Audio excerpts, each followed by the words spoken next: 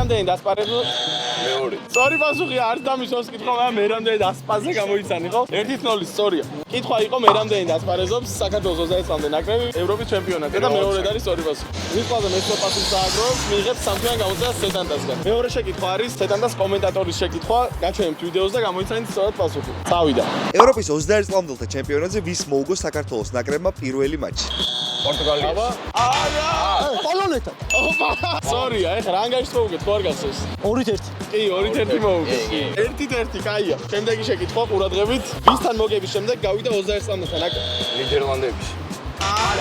ვისთან მოგების შემდეგ გავიდა 21 წლამდელთა ნაკრები ევროპის ჩემპიონატის პენალტების სერიაში? არა, პენალტების სერიით გავიდა. ხორვატიასთან გავიდა. 1-1 ისევ მეოთხე შეკითხვა. რა ქვიათ ნაკრების ტყუპებს 21 წლამდე ნაკრები? ოთარი და გიზი მამაგეიშვილი. ეგ არის 2-1, ოთარი და გიზი. ორივეს რესპექტი ჩემი. შემდეგი მეხუთე შეკითხვა. ვინ არის 21 წლამდელთა ნაკრების კაპიტანი? პადაგიანი. პადაგიანი, სწორია, 3-1. ორი შეკითხვა დარჩა. ორივეს თუ დაასწრებ, შანსი გაქვს რომ გაათანაბო. მეექვსე შეკითხვა. ვინ არის ახალგაზრდული ნაკრების მთავარი მწვრთნელი?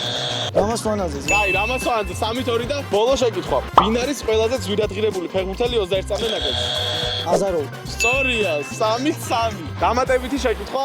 პოლონეთთან მატჩში ვინ გაიტანა მეორე გოლი? მაისურაძე. არა, გორდიზიანი მაგაიშვილი. გორდეზიანი არის სწორი პასუხი. 4-3 დამატებითი შეკითხვა დაგვრჩა და ისეთი დაძაბული თამაში იყო. გიოსავ შენ მოიგე სამთვიანი გამოწერა სეტანდას. სად უყურებთ ახლა სამთვიანთან დაპირისპირებას? სეტანდა სპორტს. Google შევადგინეთ ჩვენ ვიჭერთ სეტანდას სპორტს.